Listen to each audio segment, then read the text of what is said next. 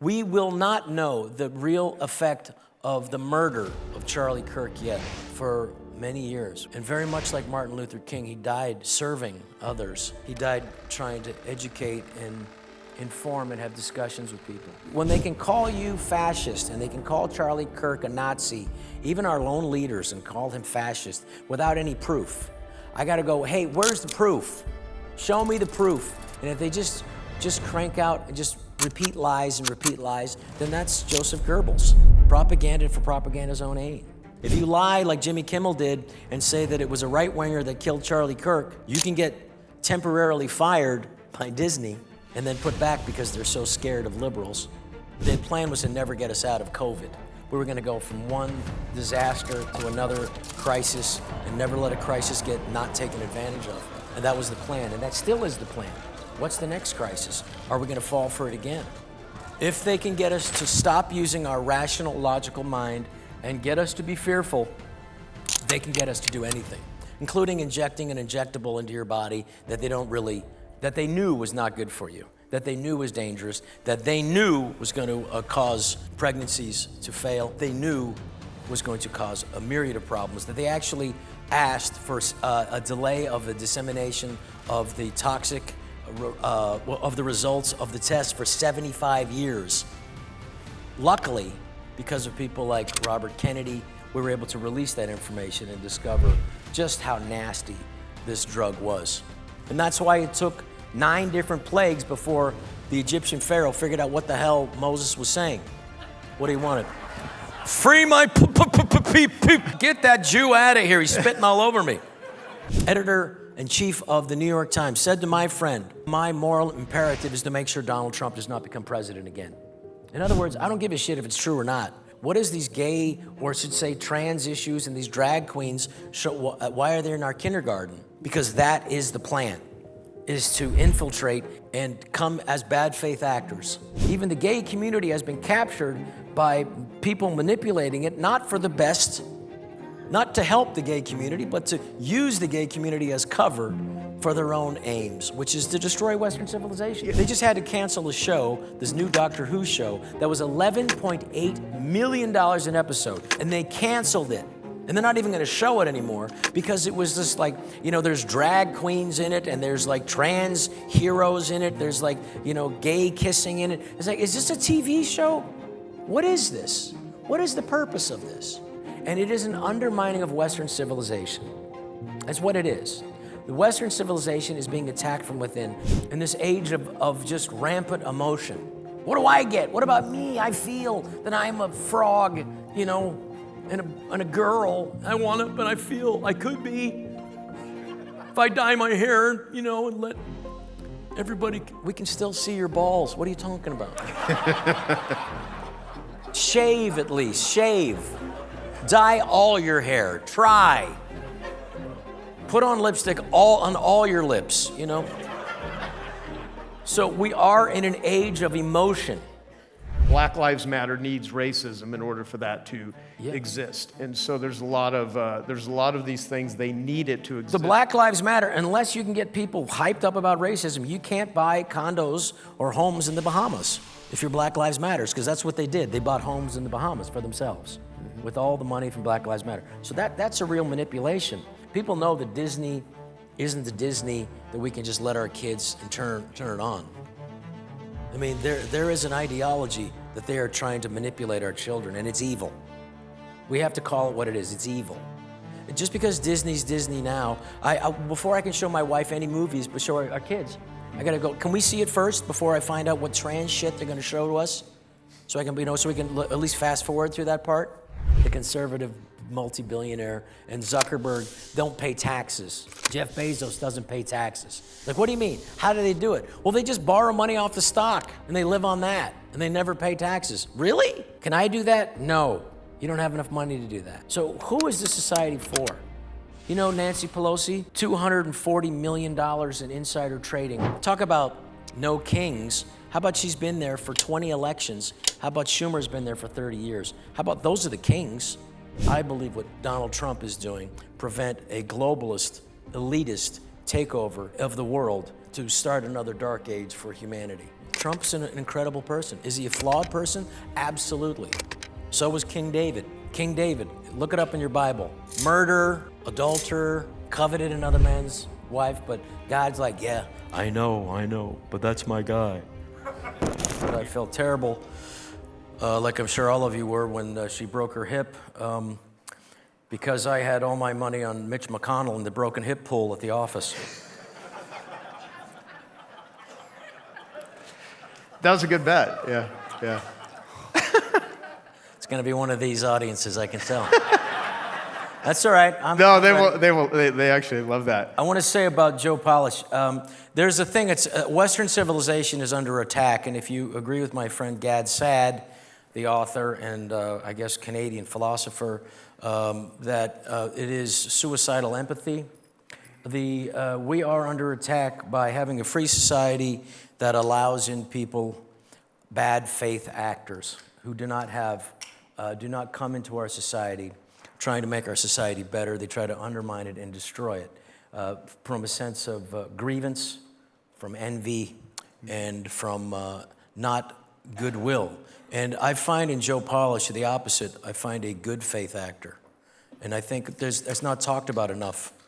Good faith actors, people who bring people together, people who, it's very easy to understand what a bad faith actor or what evil or bad is. And you could describe it and say, well, it's envy, it's grievance, it's hate, it's jealousy, it is people's own failure that they won't admit to. But how do you describe good? It is much more interesting and much more elusive to describe it. Someone who wants to do good and bring people together, someone who wants to make and leave something behind that was better than how they met it. Somebody who wants to enrich our culture, someone who finds a problem and uses their own personal problems to figure out how to solve other people's problems. And that's what I find in Joe Polish. So thank you very much. Thank you, sir. Thank you, man. Thank you. Thank you. And, you know, like, obviously I've seen a lot of movies you've been in. When I was a kid, I mean, just as many memories of that. And, you know, I saw you open up for a lot of, one of the big events with Tucker, the very first Maha event. And that's when I first met you. And that was, Charlie Kirk ran that. And, you know, you're funny as hell. You're very outspoken, which is, you got big cojones, which is great. What I didn't realize until we actually spent time is how much knowledge you have of history, how you're a total freedom fighter, how you have literally taken a stand that I can't imagine it's cost you millions of dollars, but you believe in what you believe in, and you are a freedom fighter at the highest level. And I was, and have been, thoroughly impressed. And every time I sit down and talk with you, I just get a much deeper understanding of who you are as a person. I mean, beyond the performance and everything, and I know this probably sounds like a silly question, who is Rob Schneider? I mean, how would you, as cliche as that may sound? Thank you. I come from an unusual background. My mother was a Filipino war survivor who survived the Japanese occupation of the Philippines. And she really was a survivor. And, you know, what's interesting about war survivors, and I'm still learning about it, is Gabor Mate, the great Canadian doctor.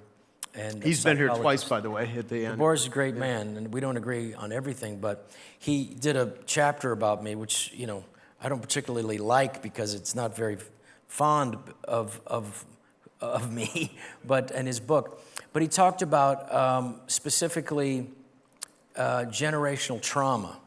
And I'm a very rational, I'd like to think I'm very rational, logical, and I'm like, I don't believe in such a thing as generational trauma. And I'm very wary of anything psychological because I think, like, as my friend John Cleese said, at the most, 10% of all psychologists know anything of what the fuck they're doing.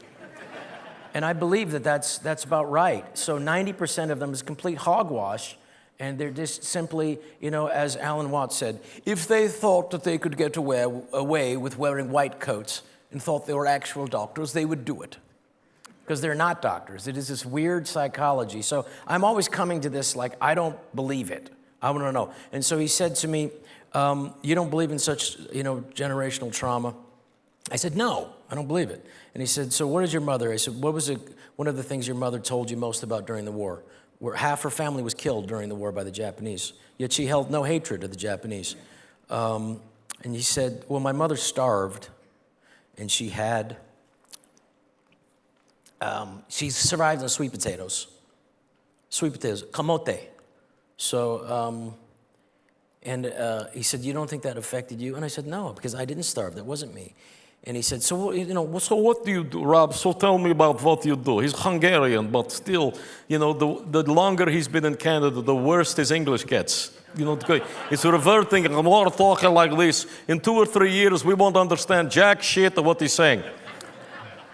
And he said to me, so tell me, Rob, you're a comedian, so what is that like? And I said, well, I travel to places, and I tell jokes, and, I do my wares, and, most of the time it goes pretty good. Do you bring anything with you? And I said, food. I always bring food with me. And you don't think that has anything to do with your mother's situation where she starved? And I went like, whoa, how much other stuff are we carrying with us? Mm-hmm. And so, but my mother was a fighter. And I will say, you want people like my mother in wartime because they learn how to survive. She tells me a story about yelling at a Japanese soldier because she walked 3 days. Because you're talking about America is the most unique culture in the world because we have a system that is not a caste system. In other words, in India, if you're born here, you're there for your entire life, and that's it. And that is true today.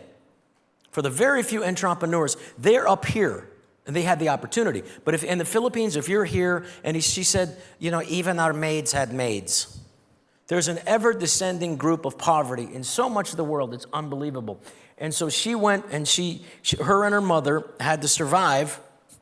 Her father abandoned her. She never met her father until she was older by accident. And so it was her mother and her brothers, and both her brothers were killed by the Japanese.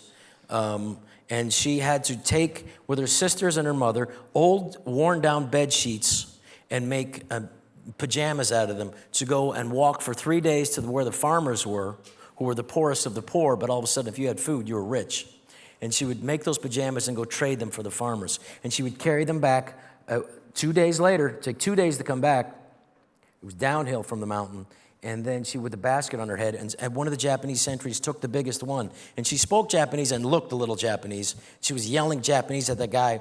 And the maids, who were the workers who were with her, they were afraid they were going to get shot. And she caused such a commotion that one of the sentries, one of the guy in charge, the Japanese guy said, what's going on out here? She said, ka, and other things like, hama-ka, and he said, what? And she said, I've been walking for 2 days to get the sweet potatoes from the farmers. I traded my pajamas, and this guy took the biggest one. So right then, she could have been shot. And what the Japanese soldier did, he took the biggest, and he gave it back to her. So that's where my mother was. She was a person who, when they lived on sweet potatoes. She said what my mother would do, she would take the sweet potatoes and add water and cook it and keep adding water until there was just nothing left. And then she would take the peels of the coffee and burn them and then add water because it looked like coffee. So that was our coffee. But she wasn't a pleasant person outside of the war. But that's who you want during war. So that's who I grew up with this really tough lady. I remember my dad telling her, he said, you got to throw this food out. My dad was this, American guy, grew up in San Francisco. Pilar, you got to throw this out. And she said, why? It's still good. Yeah, but it's got mold on it. Yeah, but we cut the mold off and we could make soup out of it. She said, no, this is America. We throw that away and we get new one, the same thing, but new. She said, my God, this is an incredible country. She hated anyone who didn't appreciate this country. You don't like America? Get out. Take your stuff. Get out. Go back to where you come from. This is the greatest opportunity in the history of the world. If you work hard, you will make it. If you don't, so what? That's your problem. And that's what I grew up with. And she hated that I dropped out of college. Because she said, you have an opportunity to go to college? And she said, my family found the only reason we were able to go to school, grammar school, and finish high school was because because my sister Rose and I found money that the Japanese buried in a cave. And my mother cleaned it as best she could, and that's what paid for our school. We also found these things we thought were valuable, and they were metal. We thought they were like metal pineapples. They must be valuable. We took them back, and my uncle, my brother-in-law saw them and said, put those down. Those are hand grenades. We thought they were valuable. But anyway, so she said the other students knew that we came from dirty money, but I didn't care because I got to go to school. So she appreciated school, and she became a school teacher. She taught for 26 years in the United States. And she was the most American I've ever met. So I grew up with that, and I also grew up with my dad, who was, the only guy in his family who graduated high school. So that was like a hell of an achievement. You just want to get out and you want to work, you want to make money. And that's this greatest opportunity that we have. And that's something that is under threat in America right now. We have to be careful. That's the thing about Charlie Kirk and I bonded over. And I was very suspicious of Charlie Kirk in the beginning. I remember I was going over it when he passed away. I went over like how suspicious my texts were to him originally. Because like, who is this kid half my age? What is his real plan behind this? And then when I spent time with him, I realized his plan was to energize the youth of America so that the freedoms of America and that this Christian country can continue for generations to come. And there was, just like Joe Polish, there was no agenda except a love of country and a love of God and a love of family. And by the time I discovered that was this summer. And I said to him, I said, you're a genius. I said, you are our modern day founding father. That is a gift to this country. And thank God I told him that a few weeks before he died. And I also asked him if he would consider becoming Catholic. And he went, ha, ha, ha, ha, ha, ha. And, but there was an outpouring and of generosity that he had. And to take young people. We will not know the real effect of the murder of Charlie Kirk yet. For many years, we're not going to know. But that man represented so much to the youth because he knew that was the future. He knew that was our future. And so I was very honored that I was able to show up at a university and just see him do what he did best. And very much like Martin Luther King, he died serving others. He died trying to educate and inform and have discussions with people. Just like Martin Luther King died, helping sanitation workers have a decent living wage so they can take care of their families. And it wasn't until Martin Luther King's death that finally the mayor, I believe it was Memphis, agreed that it was unfair to not have a living wage for these hard, decent Americans who took care of something that most people wouldn't want to, other people's garbage. And they need to live and to have the right to a decent life. And so I would say to all of us here, we in this room, entrepreneurs, we must help the young people in this country be able to afford a home. I talked to legislators this week about how we must help and punish companies like BlackRock, Vanguard, State Street, for speculating and rising the prices so that young people don't feel that they have a stake in this country because they cannot afford and don't believe that they can afford to own their own home and get a piece of the pie. If we don't help with that, we will lose. We will lose. We'll lose the next election and the one after that. The borders will open. We will lose everything. If we do not help these young people, give them a piece of the American pie, and stop this unbelievable spending that's happening in America, where every dollar that comes in next year, we will have to pay, every dollar printed, we will have to give $1.43 back. That is an unsustainable system. So I ask everybody in this room to do what we can to make the lives of these young people, improve them so that they can do what we do in this room, is get a piece of the American dream. Make more money than the government can take away from you. We must do it through agreement because that's the difference between corporations. Corporations, we can agree. We come to an agreement. If you're selling something, you sell it and the purchaser your consumer will agree that that is a good price. I really like the products that I heard before I was coming out here. So well, that's a good, I want to find out, 99 bucks, I'll do that. That's an agreement. Governments don't agree, they compel. They make you. The government is going to continue to make us do things. We must fight back against the government continuing to compel us to do things against our will. And that is including how, when we met, was over COVID, compelling you to take a drug, an injectable. And there's never been a drug that's 100% safe 100% of the time for 100% of the people. If there is risk, there must be choice, or we do not have freedom. We have tyranny. And that medical tyranny is something that was finally confronted by this. And very interestingly is that 80 million Americans said, no, we're not taking it. So roughly a third. And if you think about that, going back to the American Revolution, it was at the most, I think, George Washington, General Washington, I think he had 5%, 3 to 5% of people, of the colonists.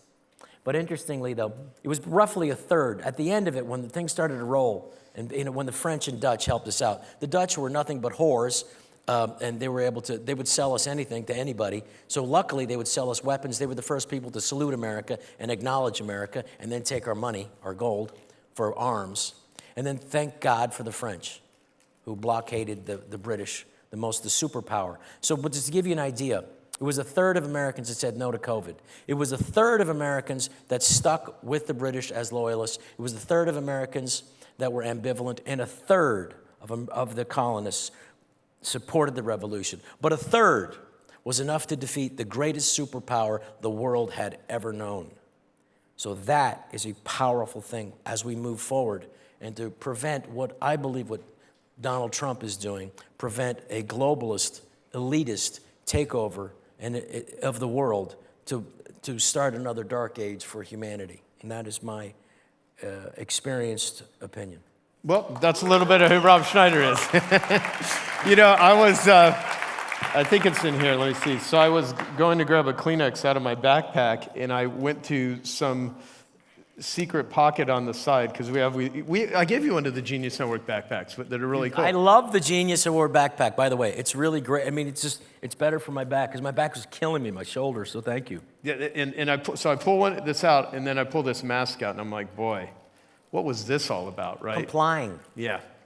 It is about appealing, and that was we must be aware of. And I would say that the just much like the movie that's coming out, Wicked 2 or Wicked for Good or whatever. I don't like that they're using the word wicked, but we have discovered that there was an Oz behind the curtain, and they must get us to be irrational. If they can get us to stop using our rational, logical mind and get us to be fearful, they can get us to do anything, including injecting an injectable into your body that they knew was not good for you, that they knew was dangerous, that they knew was going to cause pregnancies to fail, that they knew was going to cause a myriad of problems, that they actually asked for a delay of the dissemination of the toxic, of the results of the test for 75 years.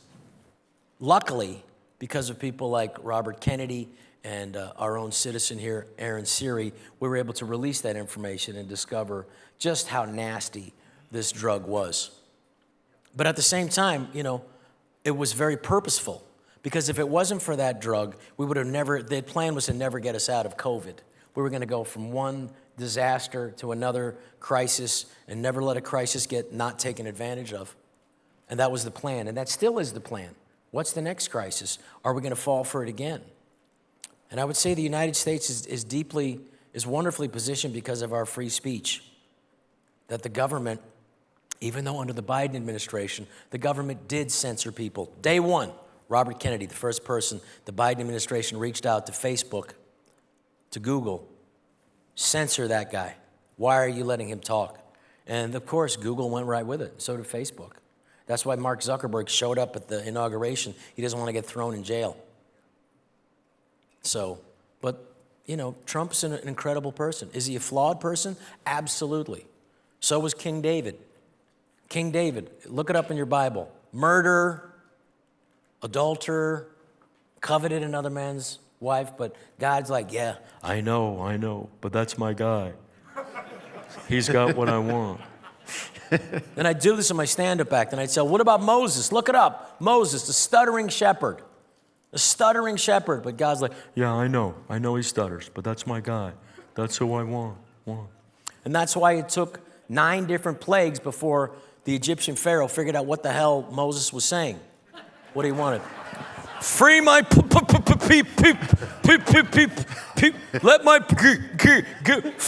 floods, get that Jew out of here. He's spitting all over me. And I tell audiences it's the same thing with Donald Trump, a deeply flawed man who else could take that crap? Who else could get arrested, 37 felonies, and then all these charges, slandered, all these accusations, shot in the face, and get up and go fight, not knowing if there's going to be more guns or whatever. He said, that's my guy. Yeah, but God, he's been very disrespectful to women. I know, but he's my guy. He's called women pigs. Only Rosie O'Donnell.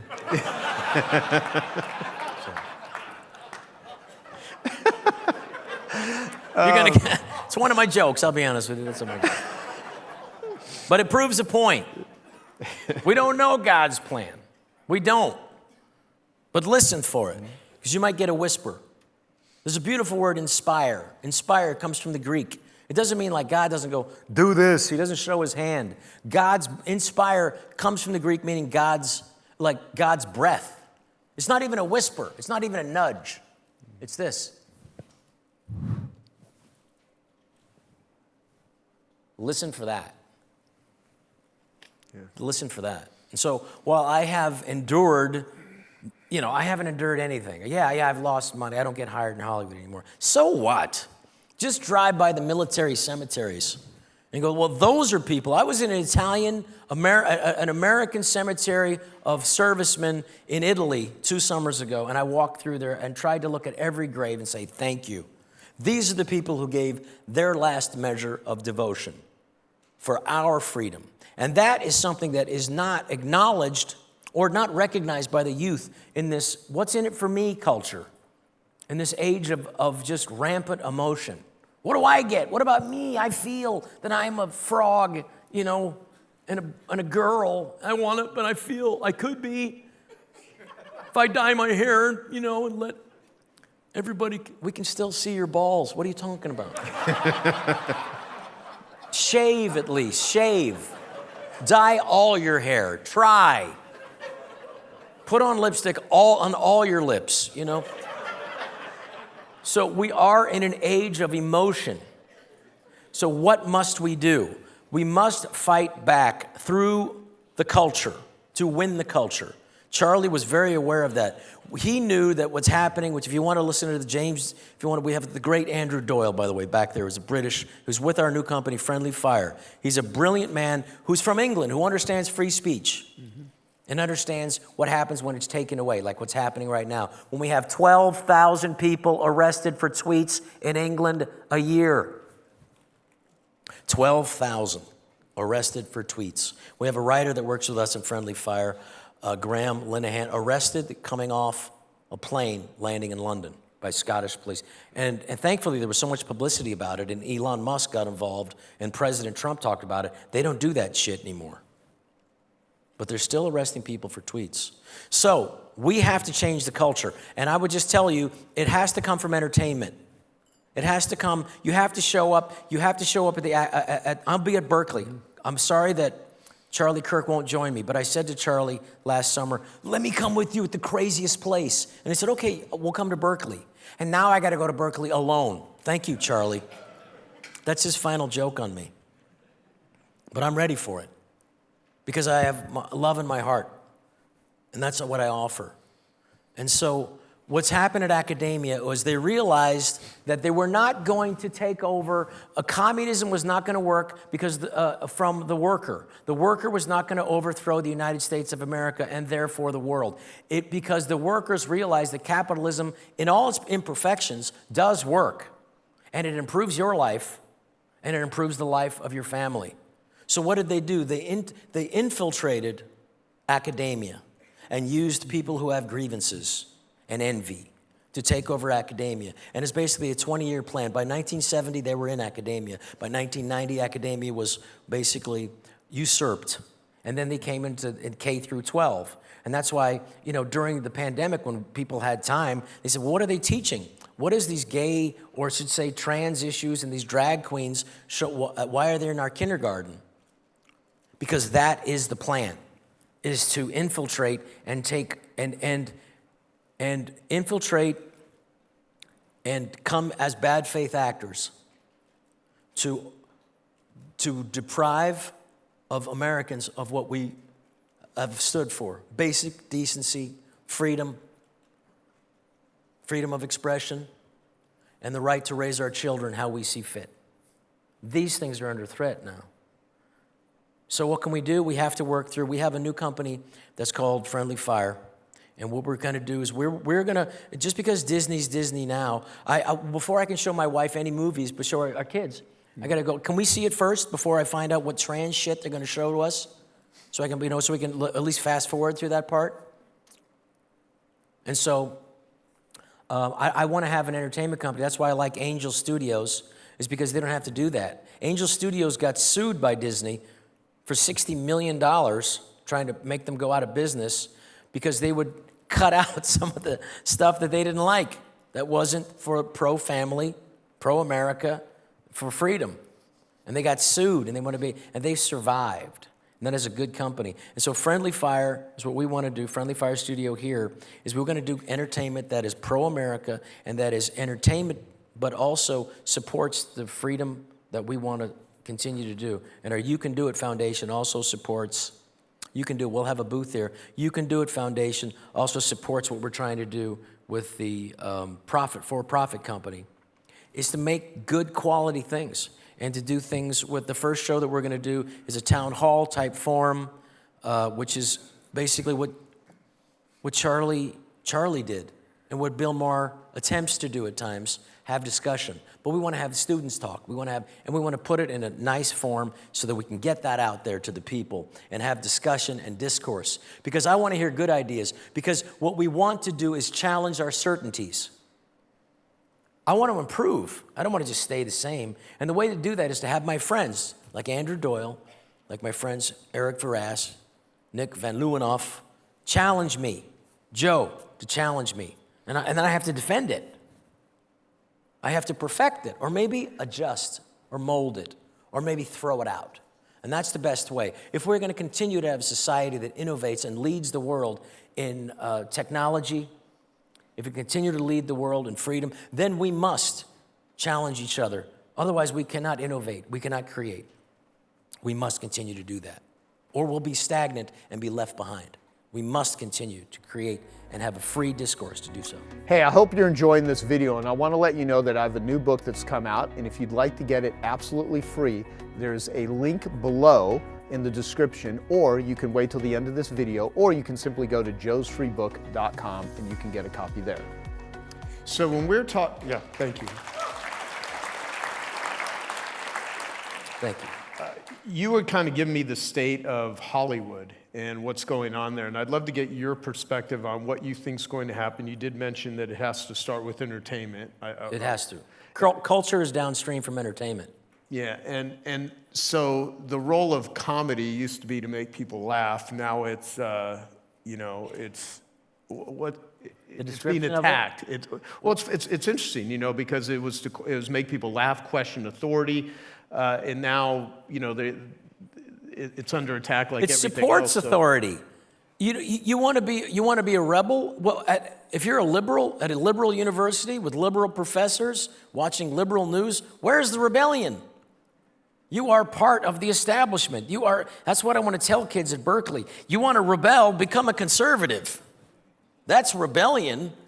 Your professors, you're just agreeing with everything your professor says. They're not even asking you to think critically. They're just cranking out advocates for a particular partisan policy that is illiberal in nature to continue the sense of illiberalism for power, not for anything else. They're not teaching kids to think and figure out stuff on your own. They just want to create a power base to continue this a liberal nature. What do we have to do? We got to change it. Can I ask you, when we talk about they, who do you think they are? Elites, power bases. The real power structure, the real money is majority liberal. Absolutely. Look at Google. Dr. Robert Epstein has said that Google successfully suppresses conservative leaning articles and people, and Google suppresses it to the extent that it affects the vote of up to 11 to 13%. Look it up. He testified in Congress to that. So who is it? The moneyed people. They don't want that to change. As Zuckerberg continues to buy more and more property and underground bunkers in Palo Alto, that is the power base. That is who to rebel against. They want this thing to continue because they benefit from it. So we must challenge it. We need to create an alternative to that, and we must do it through working with young people to get them to think critically and get them to challenge what they're not being challenged at university. So I'm very excited about that. I'm excited because I think people are I think children, I should say young minds, are waking up to this. And it is if we can get them to rebel against the authority, and they realize the authority is the liberal intelligentsia that they are being cranked out as advocates for, I believe we can change that. And I believe just like comedy has been, I called it propaganda or politicalization by comedic imposition. In other words, they're not jokes anymore. It's just cheerleading an ideology, an illiberal liberal ideology that doesn't ask you to think, that isn't really a joke. It's just conservative bad, yellow man bad. And I think people are bored of it. And I think you will see every studio that exists right now outside of Netflix collapse. Will Disney collapse? I don't know, but they're not going to continue to be the same. You will see them, lot after lot are completely empty now because they no longer serve the flyover states, the 47 states. People know now that this ain't about me. People know that Disney isn't the Disney that we can just let our kids and turn it on. I mean, there is an ideology that they are trying to manipulate our children, and it's evil. We have to call it what it is. It's evil.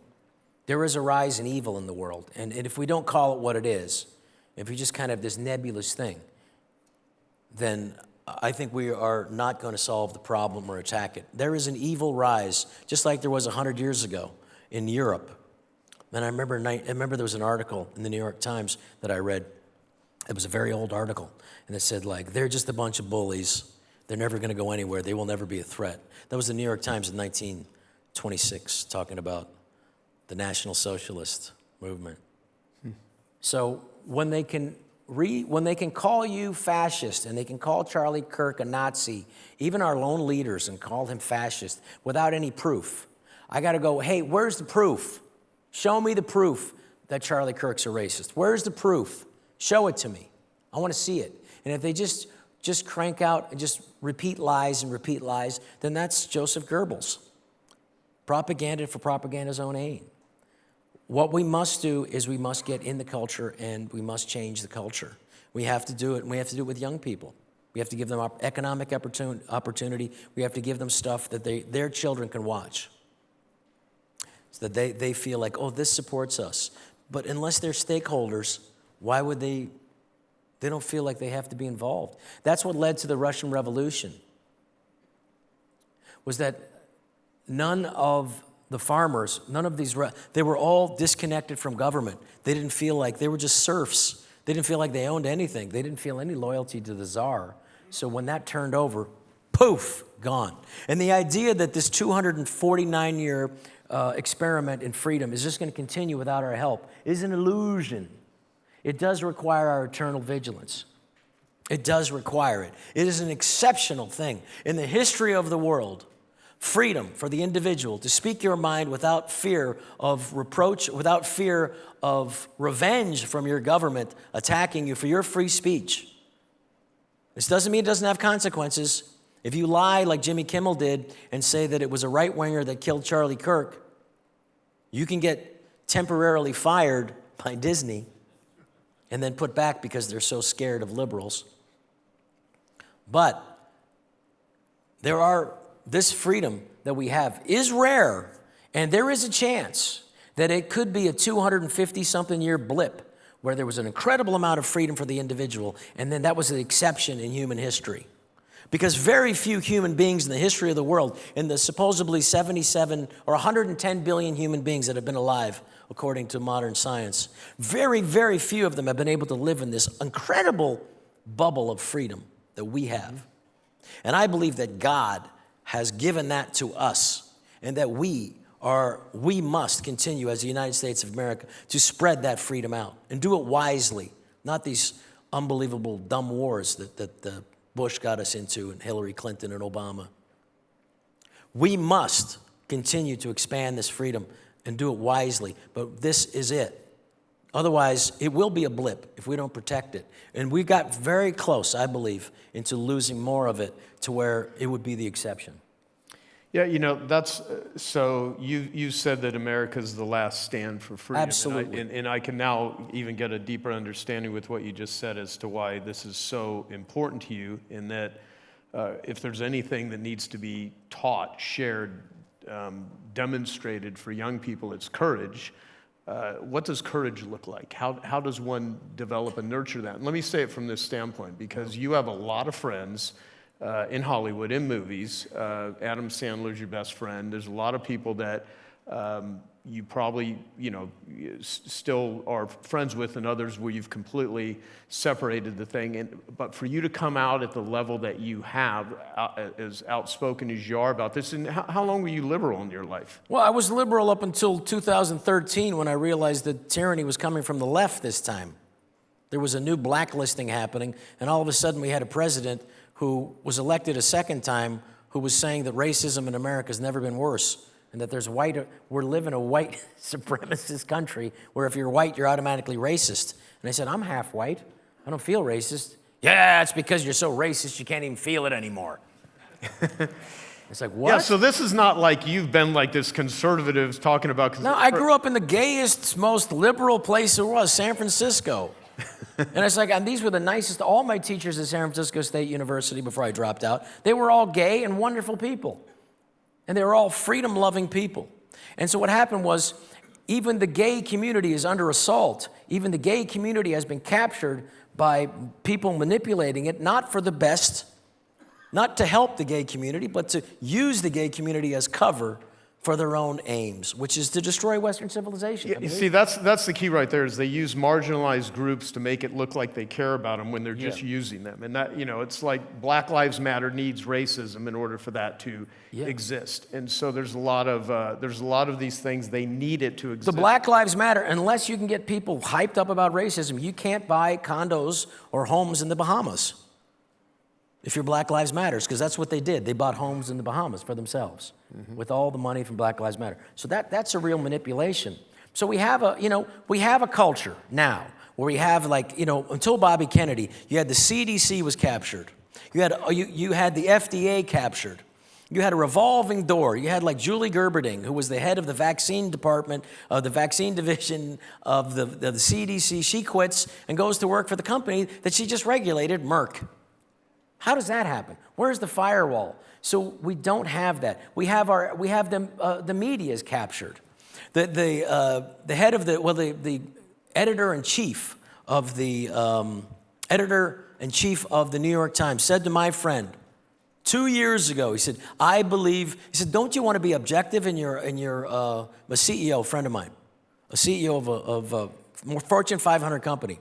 I had a dinner with him and said, don't you believe you should try to be as objective as you can in journalism? And he said, I believe my moral imperative is to make sure Donald Trump does not become president again. In other words, I don't give a shit if it's true or not. We're going to phrase everything we can with that in mind. So we have a captured media, absolutely captured. We have captured academia. We have captured federal agencies. So, at what point does it all collapse in on itself? At what point could we say, Nancy Pelosi, $240 million in insider trading because you're, talk about no kings. How about she's been there for 20 elections? How about Schumer's been there for 30 years? How about those are the kings? Donald Trump, you can say what he wants, but anytime some district judge who we never voted for stops, he does stop until he can get another judge to look at it. That's not a king. That's a president who's trying to advance an agenda because Congress no longer legislates. So that's where we're at. It's a broken system.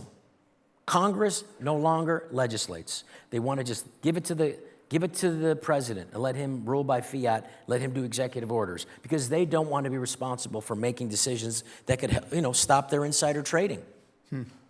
So what do you think the solution is as it relates to film and what you're doing? Because I'm actually, when you shared some of the scripts and some of the models of what you think, I think it's absolutely brilliant. So, well, we have to talk. This show that we're doing, Friendly Fire, with Andrew Doyle, who's in the back, by the way, is a terrific gentleman. He is a GB News, Great Britain News, the only conservative news channel over there.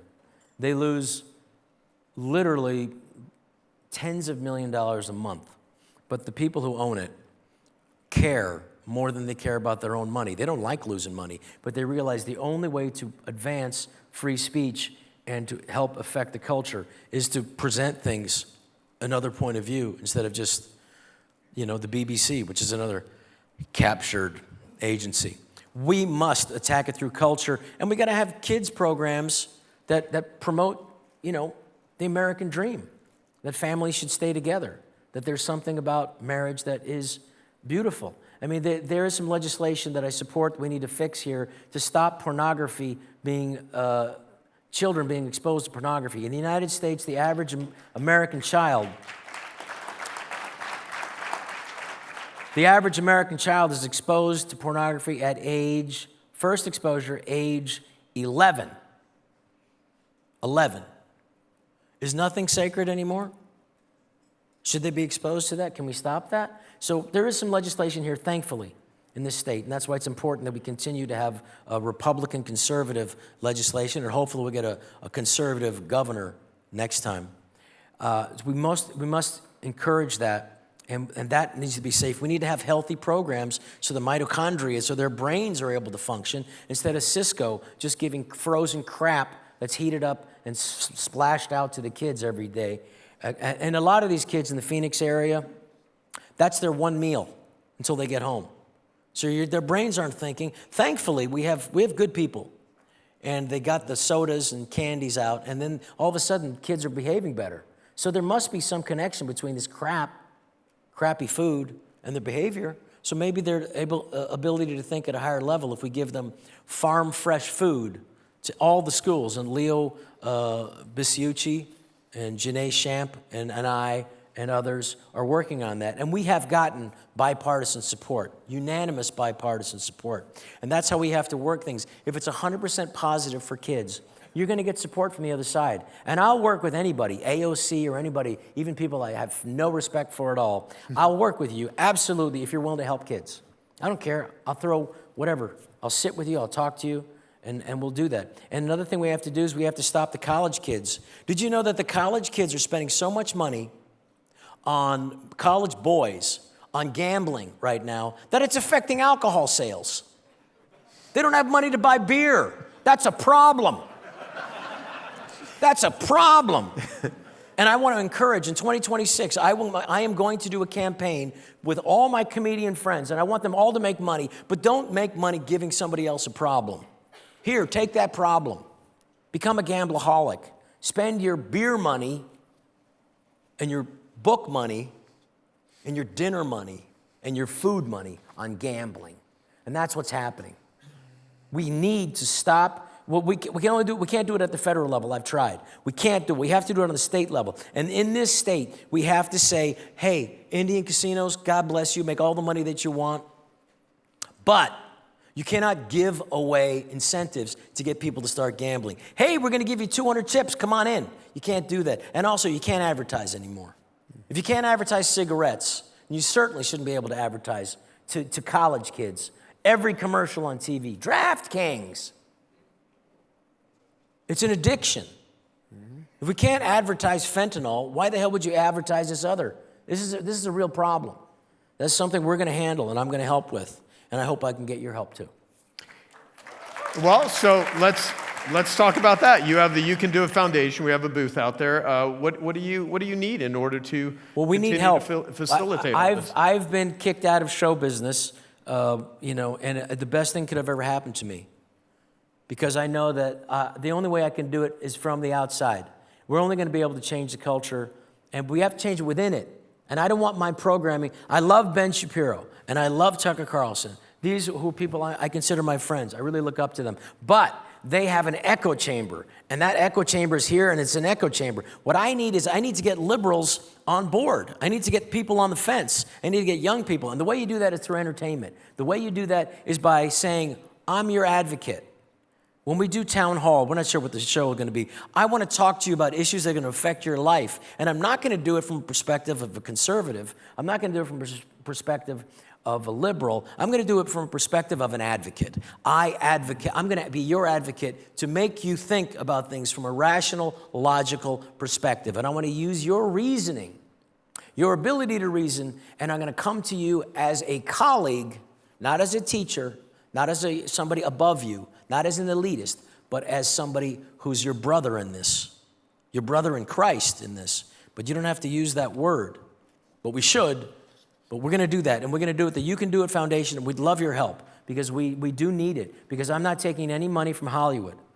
I'm not joining forces with and going to get bought out by Lionsgate or Disney. We're going to do this. We're going to do it here in Arizona, provide jobs, do shows right here, and do things that can improve people's lives, can increase freedom, can help become an advocate for people to express themselves and to enlarge freedom. And if we could do it here in Arizona, we could do it nationwide, and we'll have an impact. And so it's the Friendly Fire is our for-profit, where the first production is coming up. The first thing we're going to do we do have some investors that have come in now. The first show we're going to do is a Bill Maher, Charlie Kirk type show. Instead of just Bill Maher telling jokes, we'll have our friend Andrew Doyle tell jokes, and then have a panel. Hopefully, we're getting a lot of problems because liberals don't want to show up. I called my friend Sean Astin, who I've known for many years. He's not even returning my phone call. But I know where he lives, so I'm going to show up. And I'm getting a lot of support. I got to go, you talked about like the people in show business. I got a phone call from a young actor that I work with, and his dad is a multi-Academy Award winning actor. And he called me, and he said, I agree with you. I can't believe, I just wish I could say what you say. And I said, don't, because they'll take it away from you. You won't work anymore in Hollywood. I said, don't put it on Twitter or Facebook how you feel. I said, it's just, we're still dealing with the blacklist, just like the 1950s. I said, but here's what you can do. Talk to your makeup lady when no one else is around. Talk to the driver driving you to set. Whisper to the other actors. The one-on-one conversation so they can't destroy you, because that's what they will do. They'll blacklist you. And I got to the point where like, hey, you can't take it away from you. Once you realize that you're under attack and they attacked you and you survive, you become emboldened. And I said, wait a minute, I'm still here.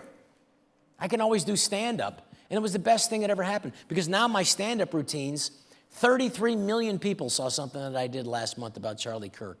33 million people? That's a little bit more than Jimmy Kimmel's 180,000. So Jimmy Kimmel, I got more people that watch my stuff on Facebook and Instagram, and that's why those late night shows, whether he's a liberal lunatic or not, it doesn't matter. ABC will not pick up his contract in April, and I will bet you money on that, anybody in this room, because they don't want to be in politics either, because they got their clock cleaned. They just had to cancel a show, this new Doctor Who show, that was $11.8 million an episode. We could do episodes for a couple $100,000, and we're going to do it with our TV show.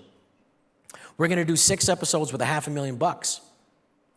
$11.8 million, and they canceled it. And they're not even going to show it anymore, because it was just like, there's drag queens in it, and there's like trans heroes in it. There's like, gay kissing in it. It's like, is this a TV show?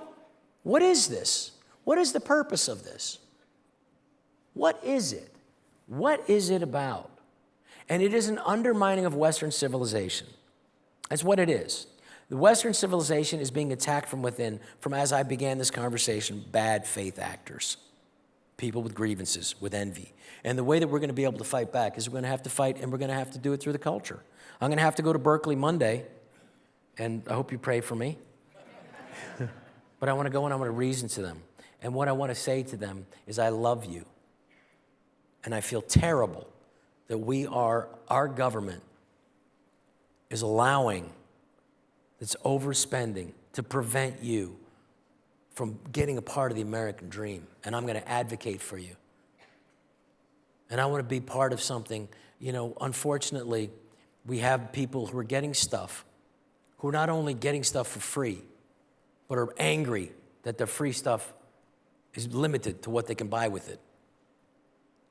And America isn't here to have continual handouts for everybody forever. It's supposed to be a hand up, not a hand forever. So I think it's a rich country, and I think we need to make sure that we can help others. But the idea that we're going to continue to take from the 41% of Americans that pay taxes forever, that system's unsustainable. The idea that Paul, what's his name? The conservative multi-billionaire, and Zuckerberg don't pay taxes. Jeff Bezos doesn't pay taxes. Like, what do you mean? How do they do it? Well, they just borrow money off the stock, and they live on that, and they never pay taxes. Really? Can I do that? No. You don't have enough money to do that. So who is this society for? How long are we going to continue to let it go to the place where inflation is just another tax on everybody? We're going to have to deal with these issues. We're going to have to make some tougher choices. We're going to have to make some sacrifices. We're going to have to remind people that sacrifice is what is required. Suffering is required. Suffer for your country, what you can give up. You have to put yourself on the line. Charlie Kirk was courageous, and he commanded us as fellow surviving Americans to be courageous. Christ commands us to be a light. We must hate evil. What is happening in a lot of areas of this country, this attack, is there is evil. We must attack it.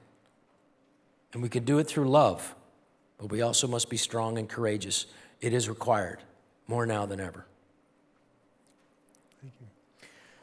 So last thing I'll ask you is, because when life feels out of control, what does it really mean to hand it over to God? Not as a slogan, but for real, meaning even if someone's an atheist here, because there's so much stuff that you can't control, right? Absolutely. And there's no telling where this could, and it has been very bad for so many people.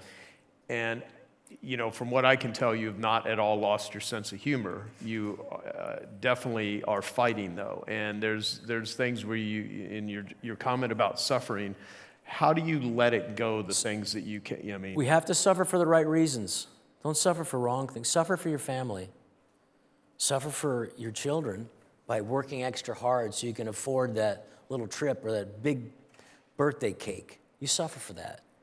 Suffer by hiring another person in your job, in your company, or when times get tough, figure out a way to keep these employees. Figure out a way to make them involved. Suffer for that.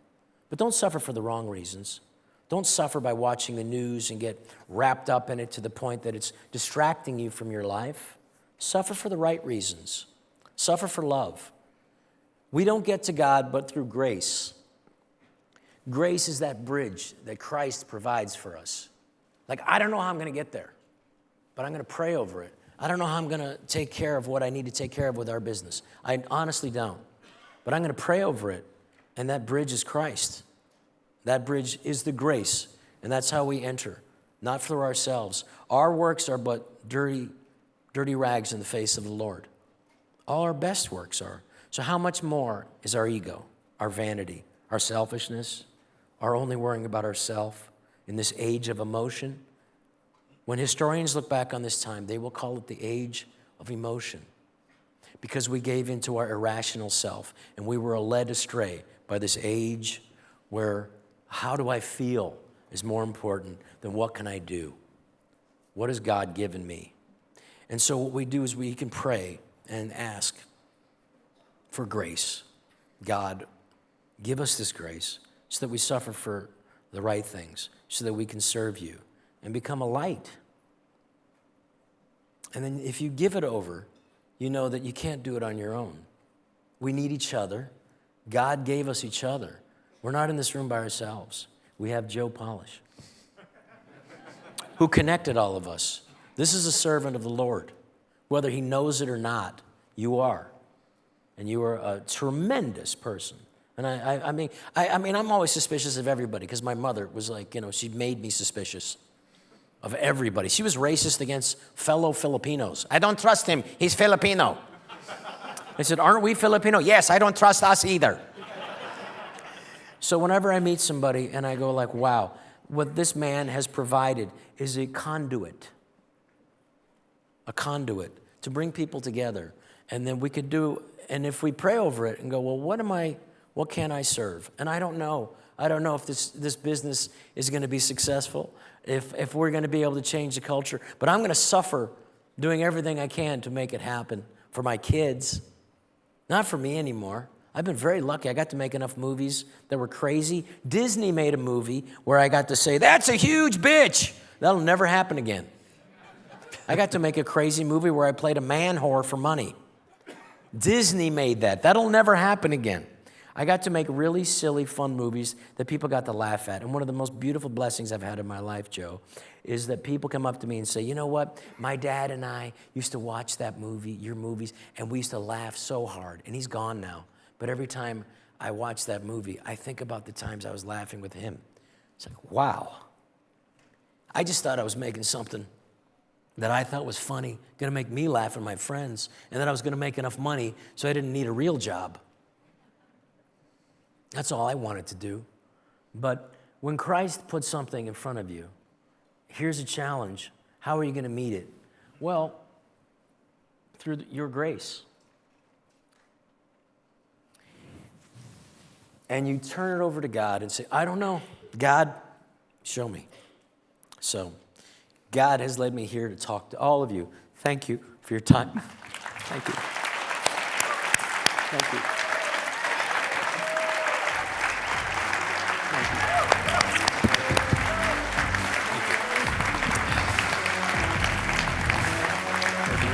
Love you too. Thank you. So, thank you. One last thing. There's a lot of people here that some I've introduced you to, Jeff Hayes, Tommy Mello, John Raymonds. What's your criteria for podcasts and different things? Because I would love to help, obviously, amplify your message, do all that. And you're a busy guy. You got a lot of things calling out. We're going to start a podcast with you, and I want to bring it to people, and I want it to be an open forum. What I'd like to do is celebrate the average American, because what I'd like to do, whenever I was in Hollywood, I lived next to Harrison Ford, and I always saw Harrison Ford talking to the gardener. He wasn't talking to other actors or producers. He would go out and talk to the gardener about, like, how does this thing work? What's this plant need and all those stuff. He'd talk to the garbage guy who would come out. And I went like, now that's an interesting guy right there. And this is a guy who's the opposite of politics with me. But like, my goodness, I'd like to talk to the average person, like, how does a plumber get things done? I got tired of not being able to know how to fix my own tire. It's what kind of person am I? What kind of man am I? I don't know how to fix a tire. I'm going to learn how to do that. I'm tired of calling somebody and being like an infant. Can you come and help me with my tire?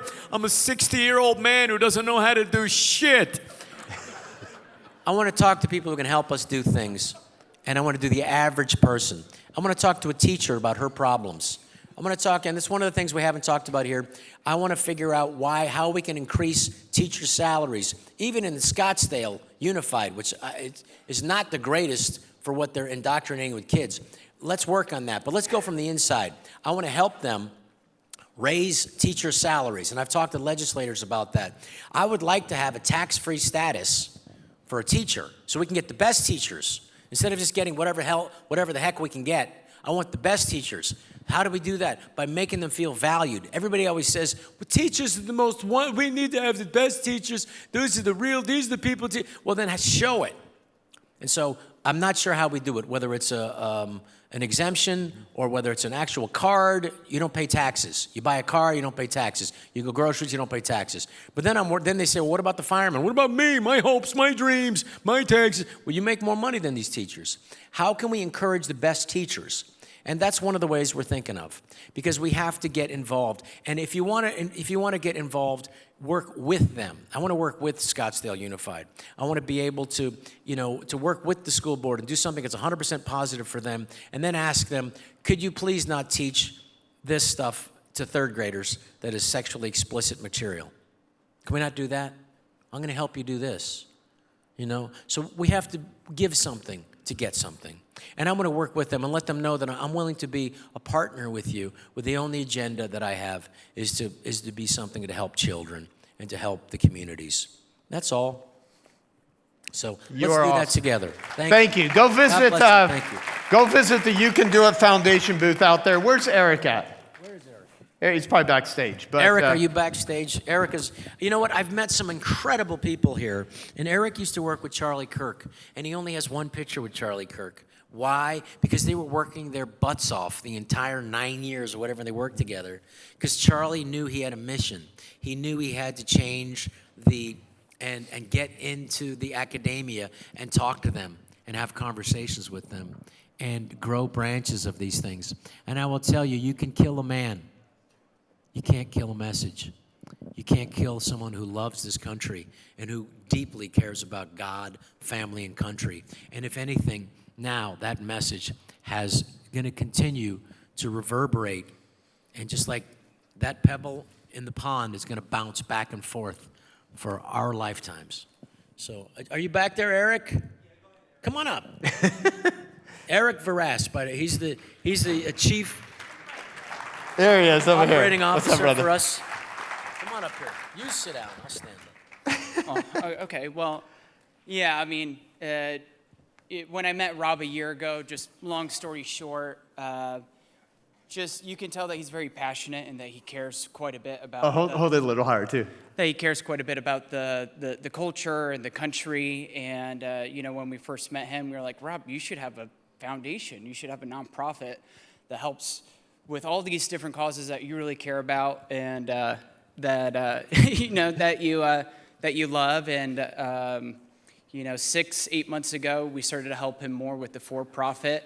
And a lot of the inspiration came from, not only Rob, but my background working with Charlie. He was just a tremendous person to be around. And when he passed away, the story that Rob mentioned, I only had one picture. I never took advantage of the time that I had with him. And, the work that we're doing right now is to make an impact, to inspire. Rob mentioned that we're working on a TV show. We have a film that we're going to be coming out with as well. And we want it to do everything here in Arizona. We want this to be our home. So to help the nonprofit, everything's completely tax deductible. If you make a donation, we're helping not only Jeff Hayes and Maha Films, but perhaps many other friends here that you guys may know already. But for the Nigerian movie too.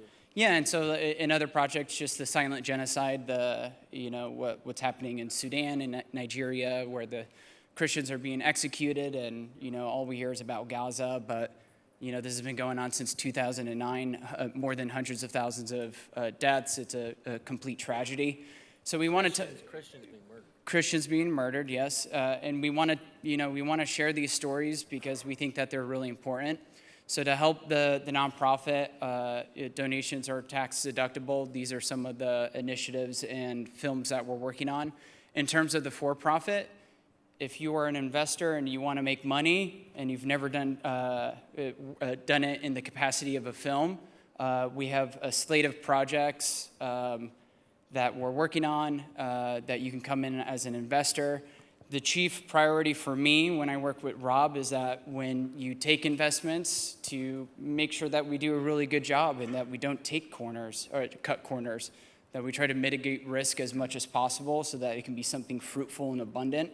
We're in the business of not only making movies, but relationships. Our hopes is that if we bring on investors and friends, that we do this for many, many years, and that it's something that's fun and that we get to make an impact and help people.